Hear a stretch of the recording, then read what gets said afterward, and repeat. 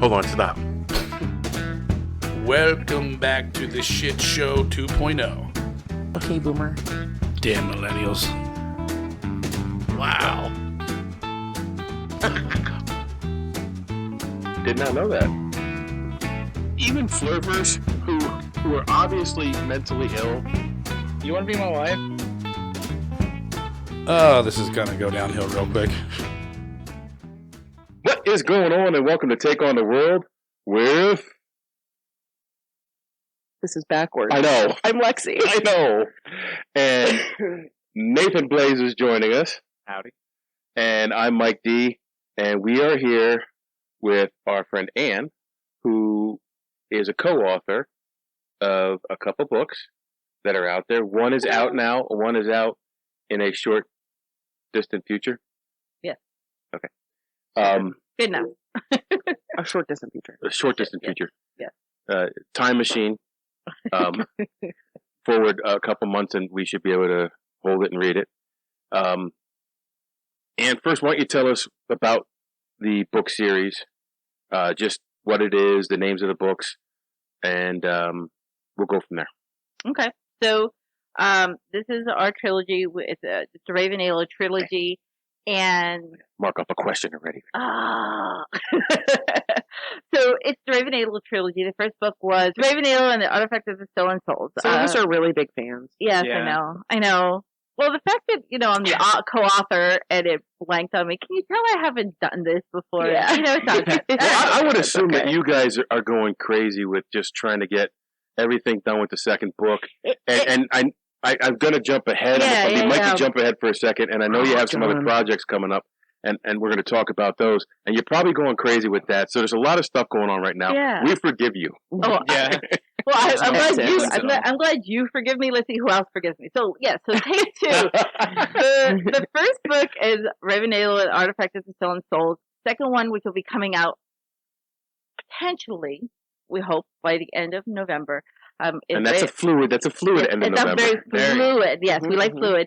We do. Is Raven Naelo and the Fall of the Guardian.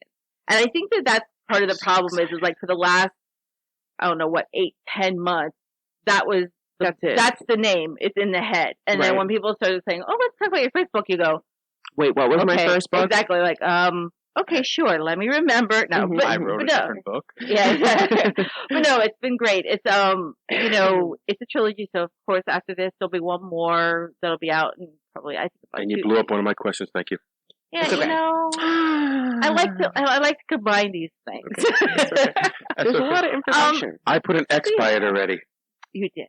But yes, so those are the first 2 books in the trilogy. And I know that this is another question, so I'm just going to roll right into it. I think that about Raven and about what the books are about. Like, who is Raven? Like, I mean, that's the first question that everybody asks me is like, okay, That was so not my first question. well, I'm going to answer it and then we can go back. Well, I'll just, what, Raven she is the main character. And we just wanted her to be a strong female character, to be a good romance model. And we can talk a little bit. I know we're going to get into like the history and stuff like that, and I won't say anything about that yet. But like we just knew when we were writing her and when we were writing this trilogy, it was Rachel's idea for this book, and she says I want it to be a female lead, and that's kind of how that started. So. Mhm. So we can talk a little bit more. Well, I'm going to lead into one of my Yeah. questions right from that. Where did those character ideas come from? Were they modeled after people in real life? Okay, so Because and I'm just going to expand on that a little bit. I have done some writing. Yeah. Not to the extent I've written a full book and then I threw it away because I'm very hard on my own work. we all are. But I never got it published. I never took that step. That was too scary for me. Yeah. And congrats to you guys for doing it because you. I know it's not an easy thing. It's not. It was fun, but it was not And easy. I would draw my characters from people I've met in the past, Mhm. or not 100%, but if they read it, they might say, "He's talking about me." Yeah. Of course, nobody ever read it because they're the garbage. But No. Yeah. So that question is actually twofold. So, how this actually started, and this again, Get I ready to think mark off another question. Yeah, exactly. How it started is from a Dungeons and Dragons campaign. I know, but we can talk more about that because there's a lot more to go into that question. But it has to start there because Raven didn't exist at that time. The way that this whole world started was through this campaign, and Rachel hadn't played D&D prior to this, and her cousin Kevin one day he's like, come and hang out and like play D&D, just create this character, it's a rogue or whatever. And she's like, okay, whatever. And she started, and she's like, well, I need a name. So she took the word rogue and went backwards, and that's where we get Igor or Ugor, however you choose. I was pronouncing it Igor. So was I. Yeah, it just depends. Some people say Igor. It's okay. Either's fine. However, made it fun. But then her cousin Kevin had two characters in this campaign, which is Gideon and Mug. That's where the world started. And the whole story actually starts by this little story that you'll read in book 2, but also we hinted a little bit about it in book 1, is Igor and Mug they were actually guardians way, way back. Now remember, like Igor's was at the time an elf, so they live a long time. And so do gnomes, they live a long time. So they were Gideon's guardians back then, and they went on a quest for him to retrieve something. And well, after they retrieved it, I'm not going to tell you what they retrieved because that's a different story for another time. We're not going to give any spoilers up from the book. I am going to only ask one book-specific question during this interview, which you need to answer because I'll try. I'm reading it, and I kept on looking at Deb, and I'm like, and by the way, who at this table has read this book?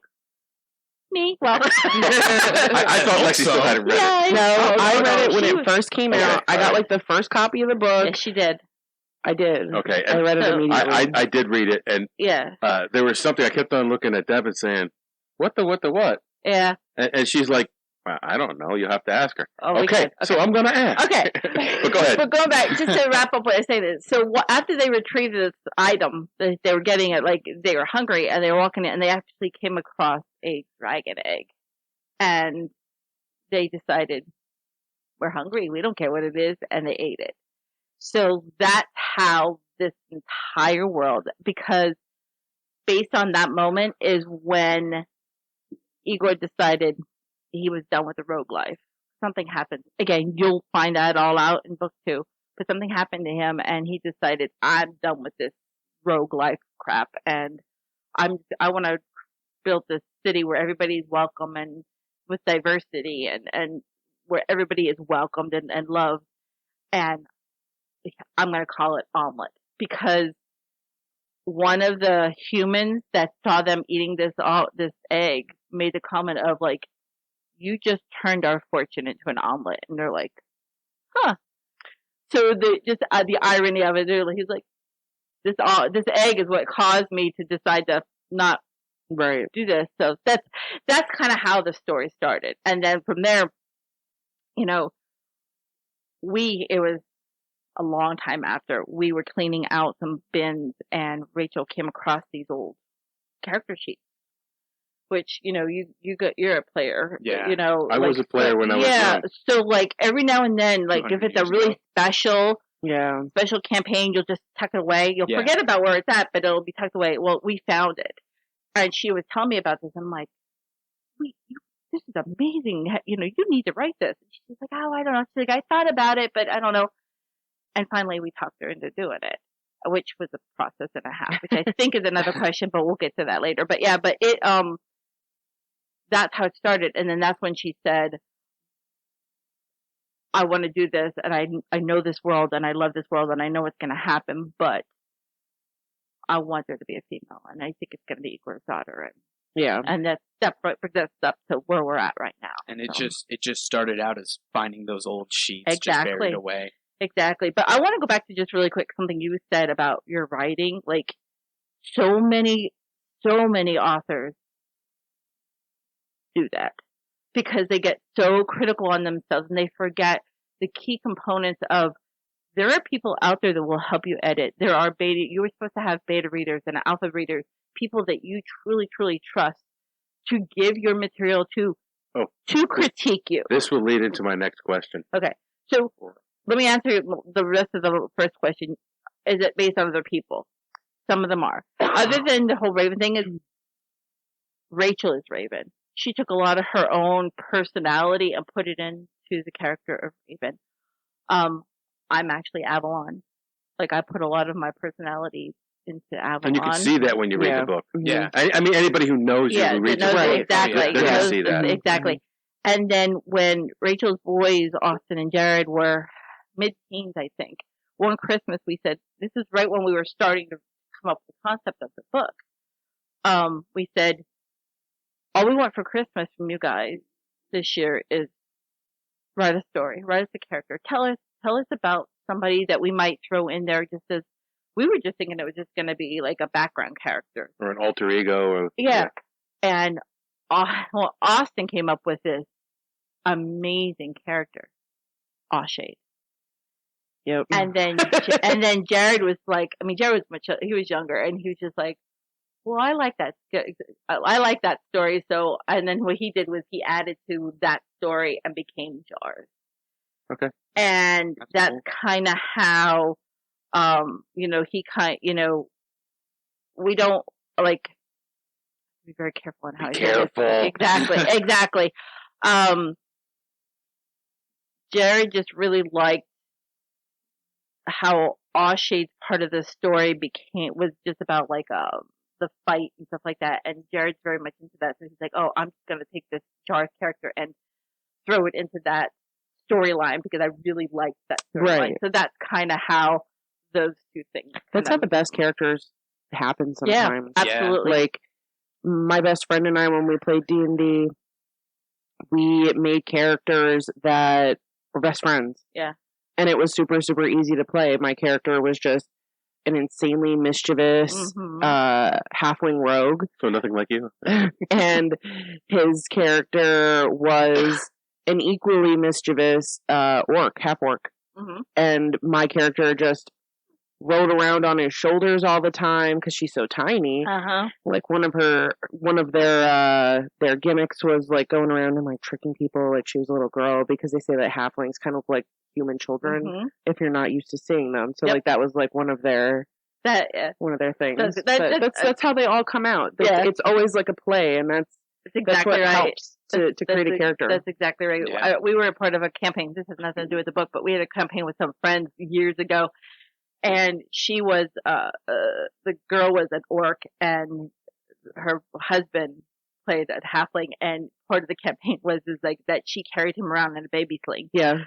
Like, and that's what I love about these. Mm-hmm. Like, I was not into it when I was younger, but like, that's what I love about it now. It's like just the creativity, and I never realized how creative you could be in this world. But yeah, absolutely.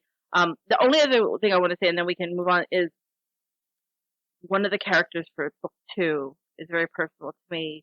As you all know, that I lost my niece, Ashley.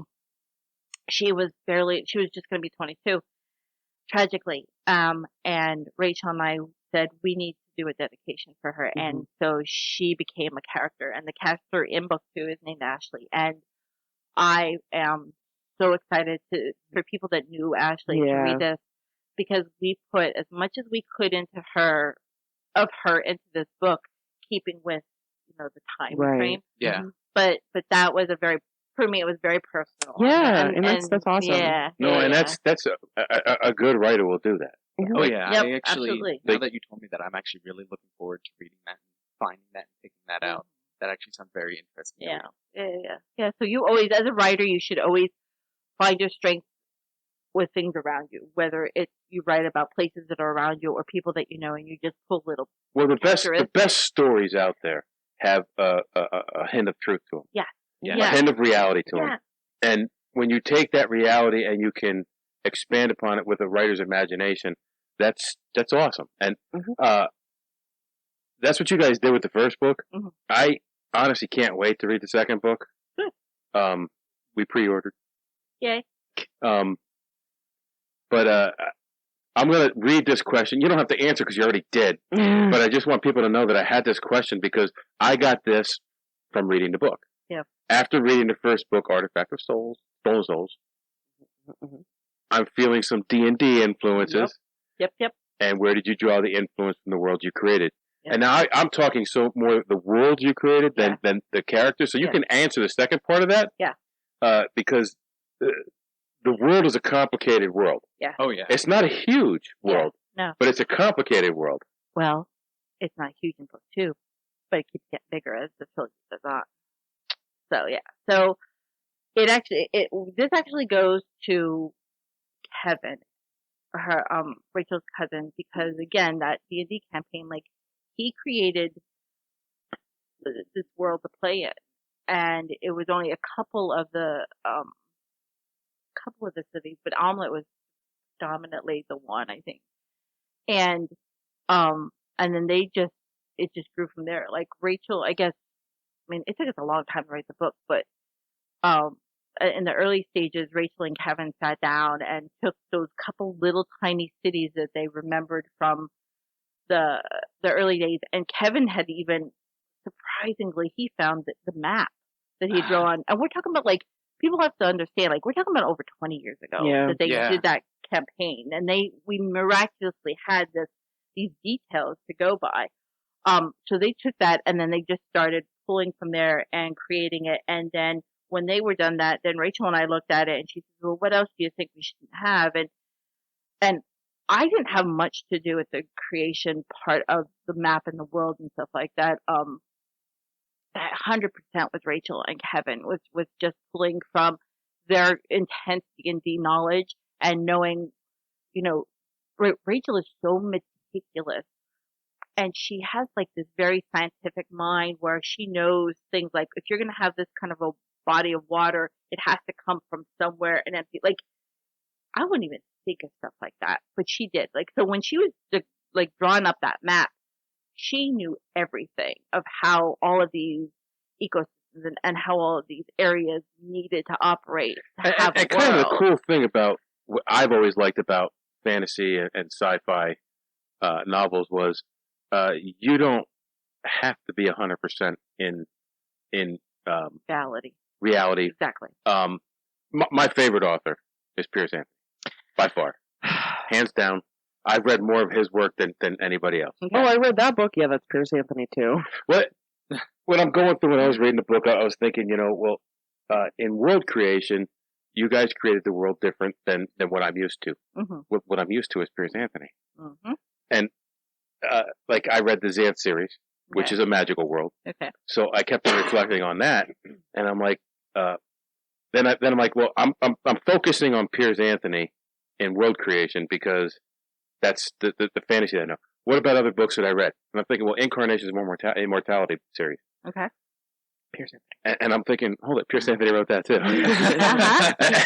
And then I'm thinking, there's another series. I don't know the name of the series, but the first book is Sos the Rope.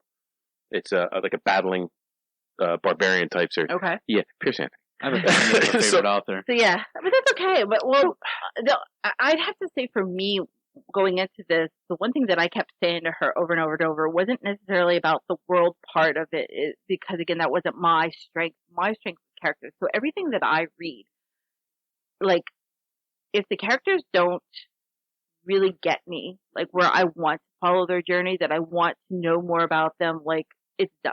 Like, I can barely, there's so many book series that I've started to read and couldn't get past the first book because I'm like, it didn't capture me enough. Well, I was, go ahead, Nathan.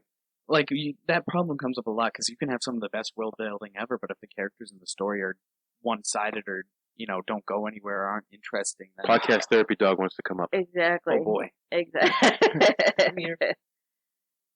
Dude, we should have totally, like, put him in some kind of a costume. That would have been fun. Road costume. Exactly. I don't want these, please. But yeah, but like, I am not a show horse. that's my favorite thing to talk about, though, is like building characters. I mean, that is me. Character like, building is awesome. Yeah. Oh, yeah, there's a lot of thought that can go into it. And there's a lot of little things that can make or break. Yeah. Yeah, absolutely. Absolutely. And it doesn't matter if they're the good guy or the bad guy. It's, you just have to, everybody likes everybody. Right. So I'm going to ask the first question on my list here, which isn't actually the first one, but it's just the first one I wrote down because I know for me, like, I have been published. Mm-hmm. I've been published, not in novel form, but I've been published in newspapers and other stuff. I wrote political articles and stuff like that. Okay. Which we aren't going to talk about here. We don't do politics. We don't do Yeah, politics. we don't do And that's the reason we don't do politics on this show, because that. Anyway, I know for me, the hardest thing about writing, period, I added a book, would be the negative reviews of that work. Mm-hmm. How do you process and deal with negative reviews or negative feedback? And have you had any? Oh, yeah. Yeah, Impossible. No, we have. We had. Well, here's the thing. So I'm going to answer this again. A lot of things it'll be twofold, because obviously I'm talking from myself and also for Rachel too. I think we both have similar, like, very different processes on the negativity. Like, I've never really taken negativity as personal. I do. I don't, only because, like, you can't make everybody happy. Well, Like, no, how and I think that great also would it goes be if into you like your could? line of work and stuff like that too. Yeah, Like you deal with that kind of stuff a lot. Yeah, like exactly. you can't make everybody happy. Exactly. You cannot, absolutely cannot make everybody happy. And that was one of the hurdles we had to get over when we started writing this book was, sometimes she would ask me, well, if we write this, what are we going to do if nobody reads it? And I'm like, well, somebody will want to read it. You can't say no one's going to, but somebody's going to read it. Everybody's not going to want to read it, and that's okay. I don't like. So you're less thriller. sensitive to the negativity. Yeah. She's more sensitive to it. Yeah, a little bit. And I would be too. Yeah, and I think that it's not. She's still strong about it. I mean, it's nothing negative. It's like, I have the personality of okay, whatever. She has the personality of, like, she wants to question it. Well, we got a negative review once on Goodreads. It was the only one that we ever got. Like, some guy gave us like a 2 or something on Goodreads, and everybody else has given us 4s, 5s. Like, we've had great reviews, and she's just like, I cannot believe it. And then she started, because she's so logical. She started doing more research, and she said, this dude gives everybody 2s. And I said, well, there you have it. So he's just Exactly. He's just one of those people. Pleased. Exactly. Oh my gosh, what was the name of that guy? He's one of those people who read Tattooing? Piers Anthony and is not happy with anything else. There you go. But that's the thing, though. It's like, I think that everybody is, of course, you put your heart and soul into anything. Oh, There's a little bit of a, like, well, yeah. I think heck it with was The thing about negative reviews online, yeah. the algorithms don't care if the review is negative or positive. The fact that someone commented pushes Exactly. stuff up the ladder. So Exactly. But then I think it's gotten over the last 2 years a lot easier, especially when, like, this year, we got to go back out in person to events, and we actually had people that bought our first book and came to the table going, we were hoping you'd have the second book today. Oh my God, we've been watching you and waiting, and and just have those conversations at these events of people, like, so excited. Like, that really helps you, like, not even worry about And, like, the negative. you can't, I'd imagine you can't focus on the negative too much, can't. because, like, then you'll end up throwing away a book script or Exactly. never publishing or never taking that Nobody, you cannot make everybody. There's going to always be somebody that's not. why are you going to looking at like me? He kept looking back at you. it. Yeah. He was going, you won't publish it or throw it away or... Anywho. I think also, to bring this back around, is that when you play D&D, you put so much heart and soul into it. Yeah. Like, that character becomes you. Like, you are that character now. Yeah. So, like, to write something that's completely based off of something that you love so much is very, very, it's hard to let that go. Mm-hmm. It's hard to kind of, like, let that go and say, like, this isn't my character anymore. Mm-hmm. This is everybody's character. Yeah. Exactly. I feel that. Like, when I was a wrestler, for me, the biggest thing was, can I get the crowd involved in the match? Can I, if I was a baby face, can I get them to pop for me? If I'm a heel, can I get them to boo me? Can I get them to hate me? as a writer, you want to get people invested in the characters so that they want to get on to the next book and see what happens. Exactly. And when one of the characters that you like dies, it means something. Like it's like you feel it emotionally, and you did that with the first book. Like not wanting to follow the characters on to the next book is what I'm saying. There you go. Spoilers. No, there's no spoiler. No. You just you're. What I'm saying is you got people invested in the characters. Yeah. And like I want to know what the hell happened. Yeah. Like I'm like, okay, now I have to wait. Yeah. And you know what the best part that is about it is too is like, we expected people are gonna want to know, what happens with Raven or what happens with like the core group. When I refer to the core group, like that's the Guardians, like the 6 core group. But like we had a lot of people that like wanted to know about even some of the smaller characters, and we're like, wow, we didn't think anybody would like snap, connect that quick, but they do. And that to me, that is what makes a story so good is the character. Yeah. It really, really is. And even like supporting characters, not just the main cast too. Right. Like as you said, a lot of people just clicked with some of those lesser characters. And those lesser characters are just as important as the main cast. Absolutely. Absolutely. I have a little puppy. I have a little puppy on the Puppy. What do you call him? Emotional support dog. He's a podcast therapy dog. Podcast. He made you therapy feel dog. so comfortable. Yeah, right. You just started petting him and talking. Exactly. Exactly. That's what he's here for. Look at that. Oh, he got too much. She can go get mommy. Nope. He's like, no. So, if I were to say the words writer's block, what does that mean to you? Writer's block. Writer's block means staring at a screen and having no idea where to go. Writer's block means writing an entire chapter and being really, really excited about it, and your writing partner going, "What?" Or just not knowing. Like just truly for me at least, I can't really speak on this for Rachel, but writer's block truly is going, where you have to go next, but you have no idea how to get there. Yeah, it's just frustration. Yeah. But again, that's where we're blessed where we have the two of us to write together.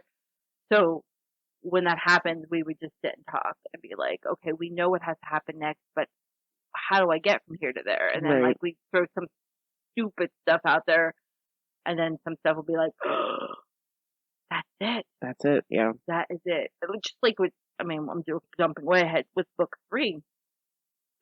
Like we're like, okay, we know where we have to get. We really do know, okay, how we have to tie up this whole trilogy.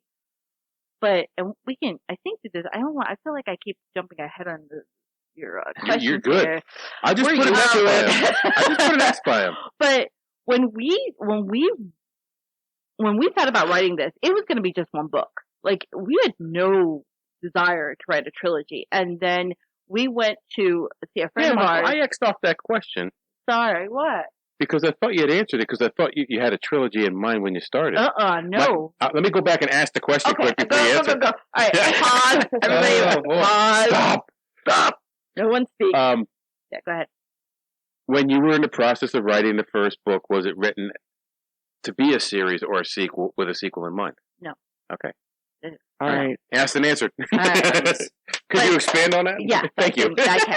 So when we wanted to write this, Rachel said it had in her mind it was going to be just one book, and she had the whole thing laid out, and she was like, but it was going to. When we looked at it, it was going to be a massive, like Gone with the Wind size, huge 4 VHS tapes. Exactly, massive book. And then we met with a friend of mine who is a children's author, and she says most people write in fantasy fiction trilogies.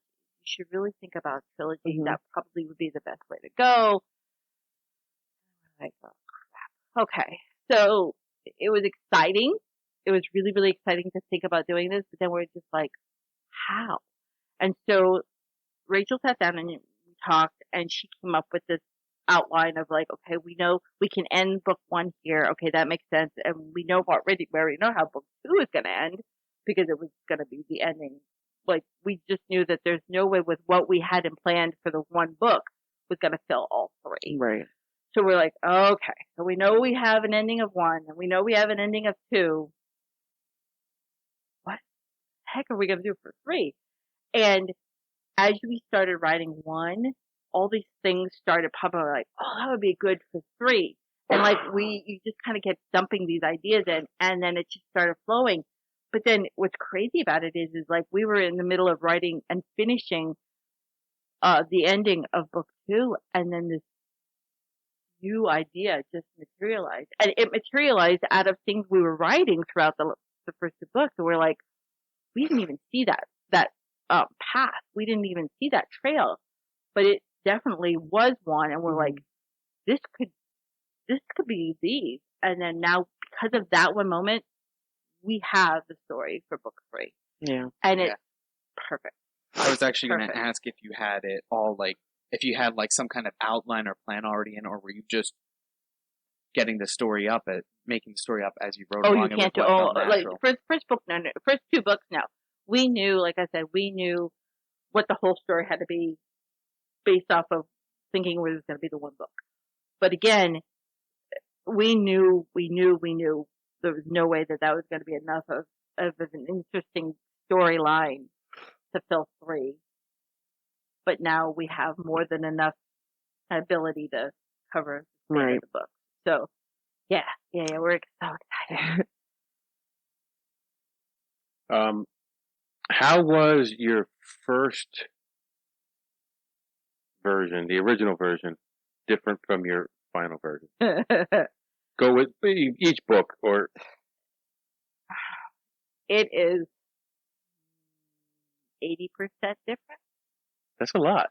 Yeah, like there's a lot of characters that were supposed to have certain fates that didn't have those certain fates, and the other ones that didn't have to have those fates did have those. Yeah, it's definitely. Oh, you're right. Hi, Elvis. Pausing for the breakdown. You good? Yeah. All right. No, but yeah, no, it's totally different. Like there again, same. It was the. I'm 80% maybe. Have you collaborated with other published authors now? Like talked to them and sat down with them. Yeah.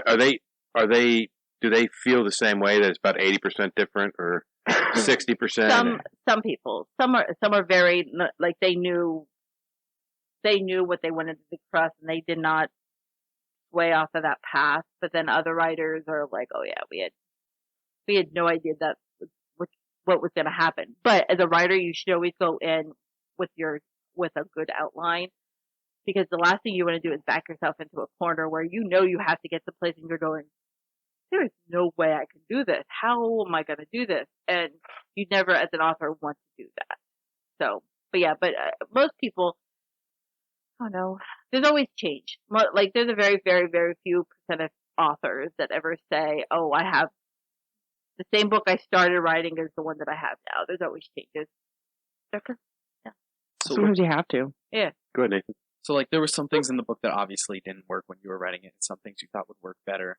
What was, like, more difficult, or what did you have to choose between? What was difficult for you to write, and what was more natural and easier for you to do? So Rachel is killer at dialogue and battle scenes. Like, that's her forte. She can turn a phrase really well when it comes to writing any type of dialogue for a character. Her characters, you can tell the different personalities. When I attempt to write characters, they all sound like the same person. It's just not my thing. What my strength is the detail of, taking something simple as a sentence that means, Nathan walked up the steps. Instead of just saying Nathan walked up the steps, like I would take that and say, Nathan walked up the rickety wooden steps, kicking over a can, blah, blah, blah. Like, I add those little extra details to those. And that's kind of where my strength has always been. So you added, like, an extra little bit of personality to the characters and the world and everything. Exactly. What? Making sure the microphone. Oh, you're fine. You're fine. If you were to write a spin-off, this is a speculation. Yeah. Of any single character in the book, Yes. I'm so excited to hear this answer. which character would it be? Oh, what? Rachel actually saw the questions and she liked this one too. I would love to see Gideon, Igor, and Mug when they were younger. Like I think that. While you were talking about book 3, I'm thinking I got a book 4 in mind. If you want to know it, Yeah. it's a prequel. Yeah. Oh, we've talked about it. Okay. Yeah, All right. we've talked about it. Yeah. So I think Old news. because but it would be you're gonna learn about another character in book 2 coming up, and she would be part of that group too. Okay. So I think that we would see either. I don't know if I would do it through Gideon's perspective or Eagle. Probably Gideon because he ascends to become a guardian, and I think that would be kind of a He's cool, almost on the outside. Yeah. Like outside looking in kind of. Yeah. So I think that that's who I would probably lean towards. It's almost like an omnipotent point of view from him Yeah. in some aspects. Yeah. Not because he's removed from the group or anything like that, just because like of his unique abilities and his unique position in the story now. Right. Exactly. And if you don't know what we're talking about, too bad. You should read the book. Read the book. I'm not asking for an in-depth analysis of each character, but give us some cliff notes on each of the major characters in the first book, not the second book. Okay. I'm going to remove. Oh, Weenus! not like that. I was gonna. Ollie, go. I was gonna move Ollie. He did not want to leave me. Oh yeah. No, he was comfortable. He's like, hey, what the hell are you doing? Exactly. I was gonna move because my legs fall asleep. Sorry, there, He Ollie. can be as calm as the ocean, but Mean old also boy. as rickety and As He's a those little- stairs. He's a little spitfire. It's all good. Anyway, okay, so the characters. So Raven, lead character. She is a half elf. She wants to follow in her father's footsteps, become a rogue. So she's very spitfire. She knows it all. She's very much in her own bubble at the She's beginning. headstrong. Yeah, she's very, very headstrong. That's great. I won. That's the easy one. Me. She's very opinionated. She's very stickler of playing by the rules. But she's got a very I guess sassy personality. I guess is the best way to explain it. Yeah. Like she's got a forked tongue. Like she has no problem kind of telling you like it is, like it is, kind of thing. So, like I said, me. Then Jared, very much, and we wrote him very similar to Jared's personality. He's very humble. He's very quiet. He's very book smart. He kind of keeps to the shadows, but when anybody's in trouble, like he will definitely jump in and do what he can to help and save the group. Very loyal. Very loyal. Mm-hmm. Very, very loyal. Isera. Isera is just fun. She's a girly girl. Everything you can picture as in like those, we're dating ourselves there, those 80s Valley girly girls. Like, I don't know what you mean. Yeah, totally. Yeah, exactly. She's very girly girl. She's all about fashion and hair and, boys and like that. She is that, but she's strong. She's a warrior underneath it all. Underneath all the glitter and the makeup and the frilliness, she's a fighter as well. And then I wanted to say last, and then we have Gideon. Yes, I think I got everybody. Yeah. Raven, Avalon, Jars, Isara. Yeah, and then Mug. Mug is just the class clown. He is the jokester. He is our comic relief. He likes to fart. He likes to say inappropriate, rude jokes. Like he is the class clown. He tries to keep everything light, but again, he's he's a warrior. Which is his And also very loyal. yeah, he's Yeah. very loyal, and his character is kind of cool because he's a cleric, so he's a healer. He's supposed to be there to help people survive, but yet the dwarf side of him comes through where like he'll put a beat down on you, no problem.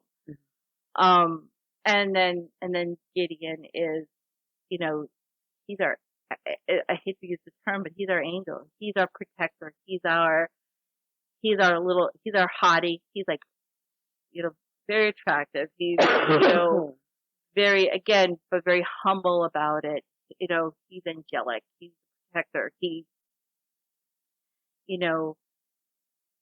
But again, I'm trying to be careful because you don't know all this yet. Like, but he also has a very mischievous side as well, from his past. Well, obviously he had to have. Look at his crew. Yeah. Exactly. So, yeah, so that's him. I think is a good general. I feel like a good way to describe him is like look at his crew. Obviously, like he was different, but he stepped into his role. Yeah. Exactly. And that's key. Like, he's not a rule breaker, although he walks the line a lot. Like it's a very gray area for him of what he'll kind of turn his head. Exactly. He turns his head, or he does something and he'll be like, well, technically it's not against the rules, and like technically if you do it this way, get it like this. Exactly. He finds the loopholes. Mm-hmm. But the thing with Gideon though is he fiercely loves Igor and his family. Like they are his family more than even his biological family. Like these people mean everything to him, and though he's not allowed to, he would burn the world for them. Like that's the feelings he has about them inside of him. Yeah, they're great characters. Now I enjoyed even some of the other characters that you didn't mention, some of the lesser, or I don't want to say lesser, but minor characters in the book. I love them all. Yeah. Like Thomas. Thomas oh my gosh. Thomas. Thomas was awesome. Okay, well, do you want to know who Thomas is loosely based off of? Who? Do you know who Thomas Wellington is? I don't think so. He's an actor that plays Clark Kent in Smallville. Oh my God! Okay, yeah. Rachel was a huge fan of his, and we always thought, oh my God, hot. But we needed, that was like the vision that we saw, and then we're like, when she and I are very much in the same, and like we like to have people in our mind when we write, and he always came front and center to her, so that's where Thomas Wellington comes from. See, and that's cool because I like putting people in mind when I read. Mm-hmm. Yeah. When I read Rita Hayworth in The Shawshank Redemption, I didn't know who Tim Robbins was. Yeah. But I did know who Morgan Freeman was, and I could hear Morgan Freeman narrating that story when I was reading it originally before they made the movie, and I'm thinking, man, that would be, I could just get busy living, I'll get busy dying. Yep. Too natural. Yeah, it just he fit that. Yeah, exactly. So so there's a lot of, I would look like there's one or two more like that in books too that I threw in as a kind of a little funny. And that's how you write. Yeah, I mean, exactly. So there's a lot. I mean, there's so many characters. We could just sit here and talk for an entire hour about the characters. But I am going to ask the only book-specific question that I have. All right. Boy. Red hair plays predominant in several places in the book. Mm-hmm. What's the thing with red hair? Well, what I can tell you, let's talk about Cortland. She's a succubus. And a lot of times, they're always associated with red or purple. Yeah, exactly. And she always had, again, when we envisioned her, she always had that really hot, fiery, fireball red hair. Always. And she's from the abyss. Like that was a natural. My character, Avalon, the reason I went with that color was most times when you see or think of female elves, it's the long golden hair or light brown hair. Galadriel. Exactly. And I wanted her to be as different as possible. So that's why she has a very short haircut with a bright red. Okay. I like it. That's it? That's it. Are you sure? I'm sure. I got a thing for redheads, so Oh. it jumps out to me. Yeah, no. And just think about both of their personalities. Well, you haven't seen much of Portland yet, but like, Oh yeah. her and Evelyn have very similar personalities. It's like no BS kind of. See, but I could see her with black hair too, like jet black. Who? Evelyn? No, Oh, Cortland. Cortland.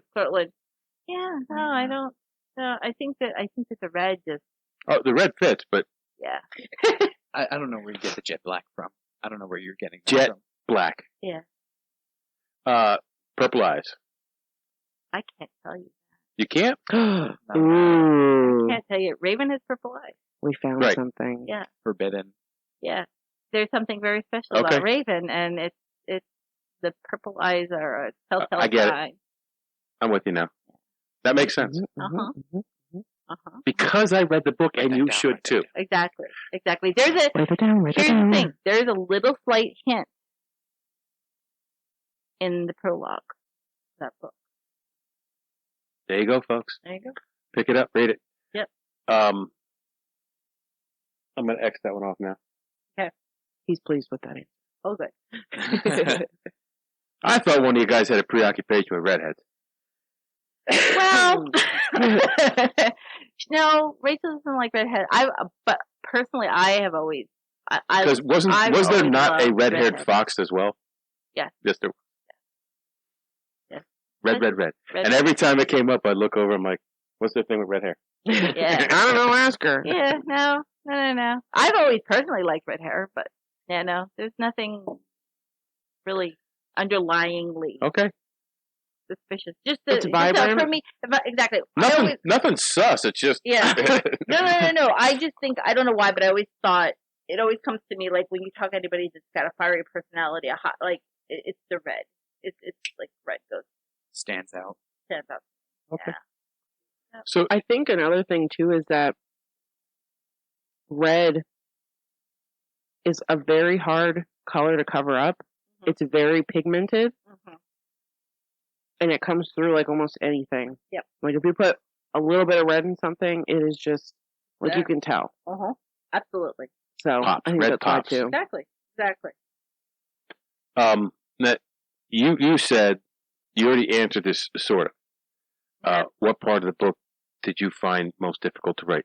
I don't want to specifically say you or specifically say Rachel together, because you said that you do descriptive scenes much Yeah. better. She does dialogue much better. Yeah. So, as a whole, what did you find to be the most difficult to write? The battle scene. And even though, because that's the first thing that pops in my mind, is because we just wanted it to be wow. We just wanted it to shock and blow people's minds. And even though, Rachel's very good at them, like that one had a lot of rewrites and a lot of, outside input of like other people looking at it and, asking their suggestions and stuff like that. I remember that was one of the ones that was a little harder to write. There's no other chapters that are jumping out at me, but I can tell you, again, going back to what I said earlier, of, having to find, which I call filler chapters, because again, when you only had X amount of material now for so many books, you had to find what's going to happen. What happens To between tie all this? in, exactly. If like out of your 26 chapters, you were able to pull 12 of them from your original work, what's happening in those other 14 chapters? Right.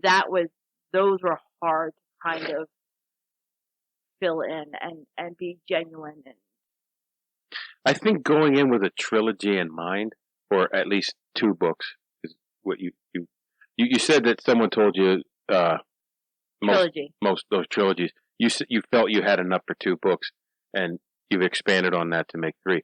I think as a writer, Yeah. that would give you Anxiety. no. Because I found when I write, I'm writing, and I'm constantly trying to condense without taking away, Mm-hmm. because it gets to be too much. Mm-hmm. 900 pages is 3 books. Mm-hmm. But if you have that, it gives you license to expand upon the things that will make a difference later on. Right. Like, it's a really fine balance between keeping those little, like, Easter eggs in there for people to catch later on versus putting a little too much information and detail. It will always be and has always been and will always be a very, very fine balancing act of doing that. And I'm sure that's caused a few rewrites of something here and there. Absolutely. Absolutely. So, the second book is on pre-order now. Yes. Tell us a little bit about what you could tell us about the book without premise. What you would have on a cover to tell the story. Yes. Can you give us that? And then where they can go to pre-order, and whatever you say, I'm also going to flash on the screen and link in the description. Okay. Whatever you say about where they can go. Okay. I will take down every note, every hint that you give me about this book. I will start putting together a timeline. I will have a board with little red lines. Oh, I have to be so careful. So, all right. The person that is on book, okay, Raven's on the back cover this time instead of the front cover. Well, the front cover was released, right? Yes. So you could talk about that. Yeah. Question. Yes. Yeah. Real quick, because I know that you had somebody who did the first cover. Mm-hmm. Did they also do the second cover in the same style? They did. Where it's like all kind of one. Yeah, I like that. They did. Okay. Thank you. Yeah. So the second book we talked about for the front cover, like, oh, it's Raven, should she be on it? And we went back and forth and we're like, no, this needs to be a statement. And so the person on the front cover is someone that Raven and the others are searching for and trying to help. That's all I can say about that. I have suspicions. They're trying to figure out, they're trying to find this person to see if this person can help them with a quest. The other thing, I guess, we talked about, like, we're gonna meet new characters. You're gonna meet Ashley. You're gonna meet someone named Gooey Beans. Gooey Beans. Gooey Beans. They sound like a very interesting character. That is Ashley's sidekick. You're gonna find out about Gooey Beans. You're going to meet some pirates in this next. Arr. Yep, you're gonna meet some pirates. Some seafaring people. Yes. God, I'm trying to think of how without, I can talk directly to the people that have read the first book, and I could tell you things that way, but then I'm ruining it for the people that haven't yet. No, be as vague as possible. Be as vague as possible. We are going, okay, here's what I can tell you. You're going to get to see waterfront in this book, which is in the land where the wizards are trained. I like wizards. You're gonna get to see that. You're going to get to follow some of the guardians to their home cities as well. Ooh. You're gonna get to see that. You're gonna find out about Purple Eyes. Oh, okay. That's the right question. You're gonna find out about Purple Eyes. And like every good fantasy fiction book, you're gonna go on a quest. You're gonna go on a crazy quest. Love the quest. And then the other side thing I could tell you about is, like, you're actually gonna learn a little bit more about her father Igor. Oh, nice. So you're gonna find teasing for that prequel, maybe some things that that have happened. I kind of really like Igor's character. Yeah. He's awesome. I do think a prequel book would be very interesting if done right. Yeah. If done right. Yeah. One of my biggest things is for prequels. Do you have either of you read Cassandra Clare's books, the Shadowhunter books? No, but I know about them. Okay, like, I really like her series, and I really try to follow the same path of, like, there are so many avenues that she has taken with her characters, and the prequels are amazing. Amazing. There's 2 different series that are prequels, and that's how I said to Rachel, I said, if we're going to do this, I said, we have to set it up where we have the ability to take side characters and build their own private world. Right. So, yeah. Mm-hmm. No, I agree. Yep. So, all right. So, where people can find it. So you can pre-order your copy now on our website, R.A. Fischer Author. You can also get it on Amazon. You won't be able to pre-order it, but eventually you will be able to buy it on Amazon. We just ask everybody if they're able to order it through our site, because a lot of people don't know this, and it's you don't make anything as the author when you pay Through Amazon. Really, Yeah. you don't get anything. Like you get like $2. Yeah. Ooh. Yeah. So Amazon, so the big box stores, and I mean they make more off of your book than you do. That- I mean, So it's nice to so get like someplace that everybody can find. it is, But and at the that's same time, here's how I say it. The beauty of Amazon, and I always say yes, go to Amazon as well, because people in California, they're not going to know, they're going to find our books that way. But I ask people that are Pennsylvanian local fans that follow us, if you're able to, just go to our website. We're also on Facebook. You can follow us on Facebook, R.A. Fischer Authors. You can follow us. We're about to, and I'm going to look at Nathan, because what people don't know is Nathan has joined our marketing team. Yay! Surprise. Yay! Yeah, Mhm, so mhm, he's helping a little bit. So we are starting, they've all been working on, we're going to be doing the Discord for our fans, which is very exciting. That's we're on cool. Instagram and stuff I just like got that, so, Discord. yeah. Yeah, I know. I have one friend on it, Yeah. Nathan. I have to teach 2 people Discord now. But yes, so those are the places you can. So Instagram, Facebook, our website, is where you can follow us. The big thing is that I ask people too. This is like a public announcement for everybody, and this helps all authors, not just me. Please join our email newsletter. The reason that helps is when you start to go to marketing a book, people are going to want, like podcasters and bloggers are going to look at your social media following. It's going to look at your email list, because they want to know that this is going to benefit them as well. right. So, and the other thing is by joining our email list, you get the newsletter, and there's always like little added things to the newsletter for people to want to follow along and stuff like that. Right. We also have a blog, which is on our website, that I write every month. And then the other thing is like, if you read the book, please, go on to Goodreads and Amazon and do a book review, because that's key as well, because for both of those, the more reviews you get, the higher you get put on the pages. Algorithm. Exactly. So that helps tremendously. And you don't even have to write the review. Like, you can go in and go 5 stars and be done. That still counts. Yeah. I'm a notorious reviewer. Yeah. Oh yeah. If my Google thing pops up and I was someplace, and I'll review it.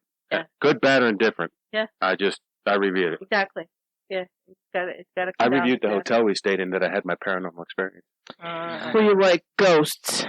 I said, 1 out of 10, never again. if you stay in room 124, let me know if anything happens. I mean, I think it's actually kind of important to do those kinds of reviews, because it doesn't just help the person who's producing it or the company or whatever. It also helps people who want to take a look at it, see what other people think. 'Cause I know a lot of times I read user reviews all I do too. Oh, absolutely. I always do. Mhm. And that's why I try to leave them.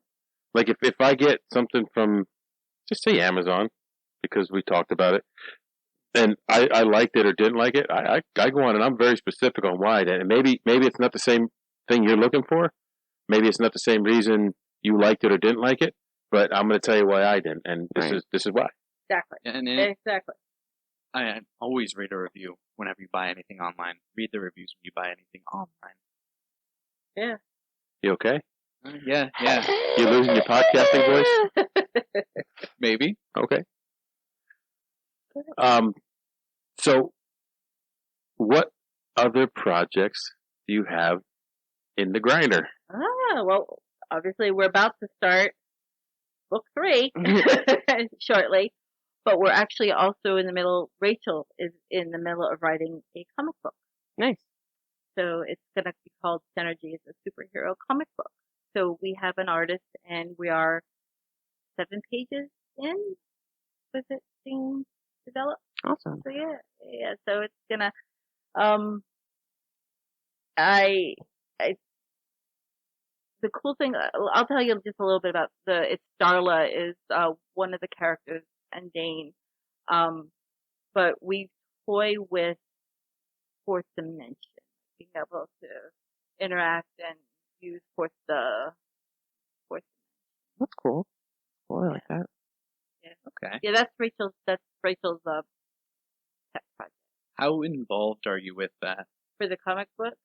I'm just basically just bouncing ideas off. Okay. Yeah. That's my thing, and marketing. Like that's the end of it. So, but- like, how much of a contrast is making the comic book, writing the comic book? If you can answer this, how much of a contrast is it writing the comic book than it is to write the novels? Oh, it's so much quicker. Comic books are so much quicker. The average comic book is only 20 pages long, but again, Rachel's going in with this knowing that it's a 5-book series for this comic. So she has a very in-depth story to tell in a very short period of time. And that's the difference. It's like when you write a novel, you can go on and on and on and on and on. When you're talking about a comic book, You don't have as much space. yeah, exactly. You have to tell it really quick. A lot of your stories told with the pictures. Exactly. So the art is Speaking for it. very important. Mm-hmm. Yeah, and we have an amazing artist.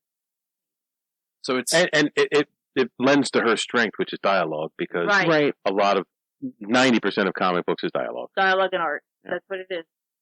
Yeah, absolutely. Yeah. So we're excited that that's what she's working on. We don't really have an exact release date for that. Sometime, I'm sure that's going to be a process. yeah. So next year for sure. I'm thinking maybe early summer. We'll see. Sometime next year. And then the hope. I'm knocking on lots of wood here. 2023 is when we're hoping to have books. That's unacceptable. I know. Because when I burn through the next one, she wants it now. Yeah, I know. Well, here's the problem.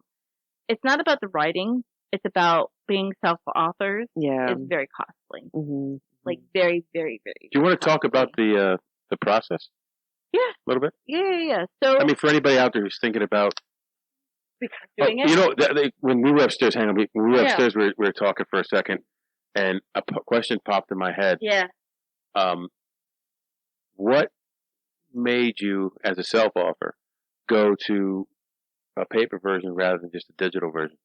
We're old school. Truly, that's what I it like is. it. Like we both like to have actual books. I do too. I love it. Yeah. When you were saying about paging through the your author proof. the author proof, I find it very hard to read a book on online. digital. Yeah, Me too. I had to do all kinds of stuff, like all kinds of like online or on paper reading. To Kill a Mockingbird, I think, was one. I had to read half on paper and half digital because we were reading that and then COVID hit. Mm-hmm. And I could not stand reading it Digital. on the screen. The digital. Honestly, if I have something digital, digital, a lot of times I will print it out Oh, really? Yeah. just so I can hold the paper and read it rather than read it on a screen. I Yeah, hate no. the digital. We did the same thing. Like, so, how much do you want me to tell about the process from start to finish? As much as you want. So, okay, so we'll bypass the whole. All right, so you have a great idea. You want to write a book. You're gonna sit down and you're gonna create your outline. So I know theoretically that this is everything that I want to cover. And you start writing, and then as you start writing the process, you might realize, oh, I have to throw a chapter in here because I need to get from A to B, and oh, here I have to get from C to D. Like, so that it's very fluid. So we're gonna bypass all of that. So now you get to the end where you have a book. Okay. And the only people that have seen it are you, or in my case, Rachel and myself, are the only ones that have seen it. So at that point, what happens is you get a beta and an alpha reader, and they're usually friends, family, and you say, be kind, be gentle, but please read I've this. never gotten to that point. You have to. You have to. Because if you're going to get criticized by anybody, you want it to be people that you know, because you won't take it as personally. I do. See, you have to get out of that head. Seriously, I mean, you have to get out of that headspace, because they're going to be honest with you, whereas a stranger may or may not. But so we gave our books to alpha and beta readers, and they made their comments, they made some corrections. Now, I'm explaining the process from book 1. Book 2 is very different. So we did the beta readers and stuff like that. And then I had a friend who is a local publisher, and she said, listen, well, they do more leadership types of books, but she said, I'm willing to help you out. Let's get this book started. We'll get it. So we had no clue what we were getting into. None. It was horrible. And so she explained it a bit, on what had to be done. So the first thing is okay, we have to submit this to your editor, and they'll make some changes and make some suggestions and fix some things. So that was what we thought was going to happen. In our mind, in our head, we're thinking editor just means one, they're going to fix everything. If they find things, they're going to recommend, rewrite this sentence this way. This is in our head what we thought the editing process was. That's not it, people. There are actually multiple different types and styles of editors that you should technically go through. And the one that we were thinking we were getting is more kind of creative editor. But in actuality, it was a mechanical line editor. She was looking for more of just the grammar and stuff like that. So we had to be we put a stop on it. We're like, hold on. We took it back, and we had to go in and make a bunch of changes to it, because we misunderstood what we were going to get. Interject real quick. How did you know what part of the process that editor was at? Do you have a shared document that you could see what they were doing? Yeah. Okay. So most editors, a lot of editors, everybody has their own style, but our editor, I should say, she did it in 3. So she took the whole book and she read it in a third. And so once she got back and sent back the first one, we're finding all these mistakes. And we're like, what's going on here? And then that's when we realized, crap, this isn't the kind of editing we thought she was going to be. And at that point, and then what really happened was that she had gotten towards the end, and she said, do you realize you have a big loophole here in your story? You forgot to fix this. And we're like, wow, we didn't even think about that. So we, at that point, were like, okay, because you got 3 edits. Okay, so we stopped it after the first edit, and we said, okay, we need to go back and make all these changes and make some adjustments. And once we did that, we gave it to her, and it was trying to be as nice as possible. It was painful. It was, and it wasn't all on anybody. It was just, we didn't know anything, and we unfortunately made the mistake of trusting that we would be told it was something different, instead of taking it in our own hand and researching more and trying to learn more about it. We were just so overwhelmed with the whole writing it. That's where we got lost. So that we went through that process, and then the next part was called pagination.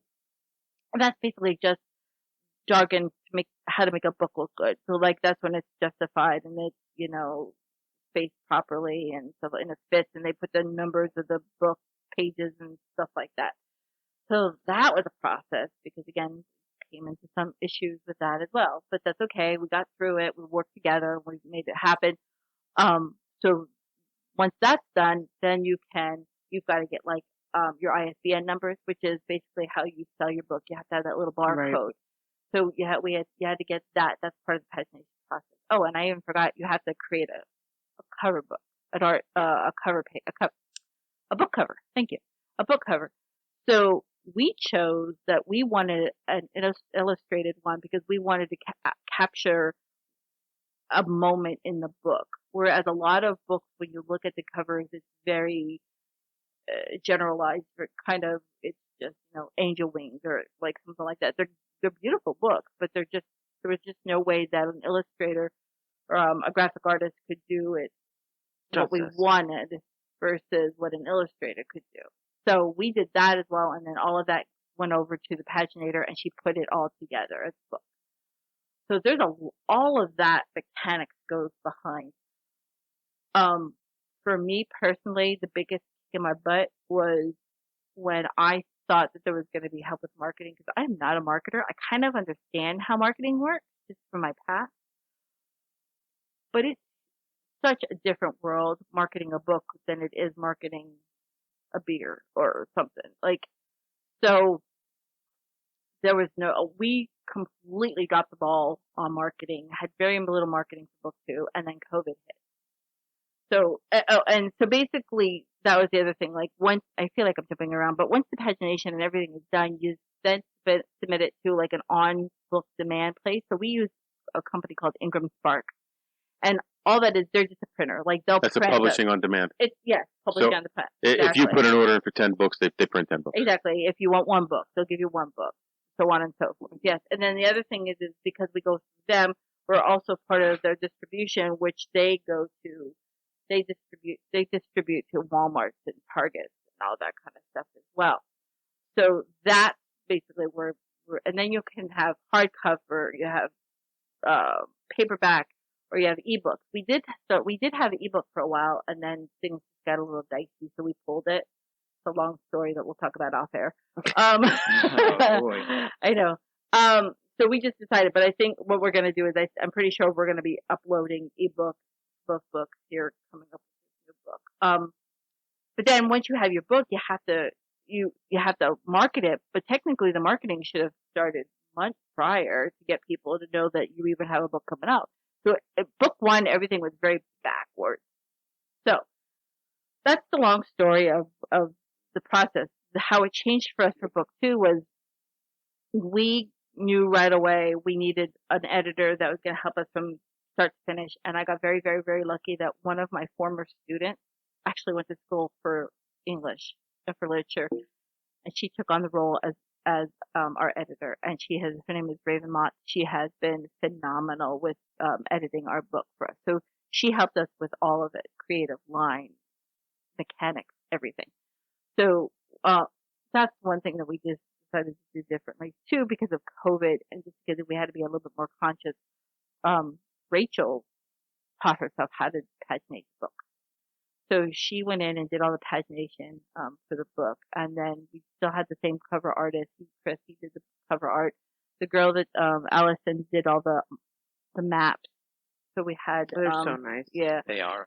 She did those for both of those books as well.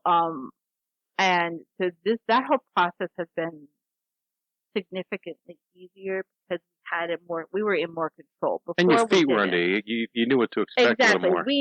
We knew where the pitfalls were. We knew what to watch out for and stuff like that. And then ahead of time, I knew that, okay, I have to try to wrap my head around marketing. So I started doing something I started doing the email newsletter blast. I started doing the blogs. I started every day trying to come up with something to post every day, which is not very easy when you don't have creative. If you don't have pictures or images to use, you're trying to find clip notes or clip arts that you could use, or just random things that you're allowed to use to enhance your posting. So, and then just recently I brought on several friends, volunteers, and interns, and they have stepped in and now are helping me wrap my brain around this doing all the social media marketing, and I'm about to reach out to my media contacts, and hopefully this will help. But yeah, the biggest thing is for being a self-published author is just trying to keep your name out and having opportunities like this, being on podcasts and getting reviews and stuff like that. So I feel like that was a very long explanation, but that's No, that's good. That's good Just because in that, people don't know what they're stepping into. yeah. They think you just write a book, you send it to a publisher, and boom, Nope. there's a #1 bestseller. Nope. No, and that's the thing though. Like, it's not like traditional publishing isn't as hot as it is to be a self-publisher, because with traditional publishing, like, they control everything. As being a self-publisher, you control everything. Like, you decide how much the book is going to be worth. You decide what event you're going to go to, and but the only downside is traditional publishers have a massive marketing team that takes that role on, whereas you have to, and the marketing side is what most authors are terrified about, and it's such a big undertaking, especially like if you're work full time and you're writing and you're trying, like, it's truly mind blowing to try to even scratch the surface of the things you have to do to market anything. Truly, I mean, and social media definitely has helped. But if you're not as savvy at it, it takes a lot longer than it should. Trying to figure all that out. The one thing I wanted to bring up, going way, way back to when we first started, and you said about writing, I always tell people that want to write, stop worrying about your worries. Like, you don't have to be perfect at grammar. You don't have to be knowledgeable about everything. Like, write your story for you. Write the story you want to tell, and then send it to those alpha and beta readers. Send it to, if you're writing a book on World War II, take it to a professor who teaches World War II and get their opinion. Like, lean on the people that you can lean on for the help to get books where you want, but tell your story. Like, that's the #1 thing. There's always going to be at least one person that's going to want to read your story, and there's always going to be one person that's going to actually relate to your story. So, and that's kind of how we look at it. No, that's a great explanation for people who are thinking about getting into to putting a story on paper or typing it up or however. And not to scare anyone away from doing it, it's just that they know what's coming ahead of them so that they can plan ahead and try and, so that they don't make... But the first step is write. Just write. Yeah. Right. Yeah. Sit down and write. It doesn't matter. Write a page, write a chapter. You don't have to sit down and write War and Peace your first time out. Like, write a novella. Write something really small until you get your chops and get your rhythm, and then the next will come. Like I said, I mean, I think that I would remember this, but, like, I'm going to steal my book. Good. I dare you. I know I cannot. I'm terrible at remember, but, like, our first book is 341 pages. Like, our second book is not quite double, but, like, there's a significant amount. So, like, you will get better and at telling stories. I always give the example for Rachel is, like, the Harry Potter series. Like, her first book is fairly small compared to the last two. Like, so, like, Oh my God, yeah. yeah. So you get better as you write. The more you write, with it. exactly. The more you write, and the more you read. I mean, that's also key. Like, I've gotten really, really bad, unfortunately. Like, I do love to hold a book and read it, but, like, I'm so busy with my schedule. Like, I am now an addict of audiobooks. Audiobooks are so nice. And it's still good because you're getting a story and stuff like that, but... No, when I was growing up, like, I read all the time. Yeah. And when I picked up your book, I had to force myself to read. Mm-hmm. But once I start reading, it's like, Yeah. I'm not done. I get back into it quick, especially when the characters and the story carry you with it, which is what the book did. But to actually pick it up and I knew you were coming for a while. Yeah. And I'm like, I got to read the book. Like, I got it, because I'm not going to go into it blind, because that's not how I do things. Yeah. And I took it to work the one day, and at lunch I sat down and I started reading. I didn't eat my lunch. I forgot what time it was, and I'm like, oh, I gotta get back to work. And so then, like, every chance I had, if I had 20 down minutes, I was going to read, and that's the way I used to be, and I enjoy it. Like, yeah. and I enjoy turning the pages, not holding a tablet. Right. Yeah, exactly. I'm like that. I've always been like that. I have to actually get started, and then once I'm started. Yeah, exactly. Okay, so now I have a question. Okay. Oh no. Well, I want to hear from each of you your favorite characters and why. We always ask this every time anybody reads it. We always ask them 2 questions: who was your favorite character and why, and what was your favorite part of the book? But without giving specifics. Without getting specific. So that's why you don't have to ask the second one, but at least the first one. The first. Who your favorite? What character Nathan, you like? you first. Okay, well, it has been almost a year since I've read the book. I wanted to read it again, but like I said, I'm lazy. Oh, we put him under pressure here. But I would have to say my favorite character is either Gideon or another character that I can't remember the name of. Very convenient. Well, tell me more about that other character, because if you tell me more about it, I can tell you what the name is. They were the necromancer. Ah, Ashade. Ashade. Mm-hmm. Yeah, we didn't talk about Ashade. Oh, that's terrible. Probably should have mentioned him too, because he was a big one. Well, we talked about the story. Yeah. How the story came. Yeah. I really liked Ashade. Yeah. He's very cool. He's a very tormented soul. Ashade's character. That's the best way to explain it. It's very misunderstood, very tormented soul who just gets put in a very bad situation by his own choosing. How about you? Edgar. Igor? Yeah, Igor. Edgar. Igor. So sure about what I'm about to say, but I don't mean that. and Thomas. Okay. And I think their characters, although there's an age gap, are very similar. They kind of play in off some one ways. another. Yeah. And in other ways, they're very, very different. Uh-huh. And I enjoy both of them. They're both loyal. Very, extremely. It's the loyalty. And the love. The, like, just the knightly way. Like, chivalrous, just being a proper human being. Yep. Yeah. Yep. I don't have a favorite character because I really enjoyed most of the characters. Mm-hmm.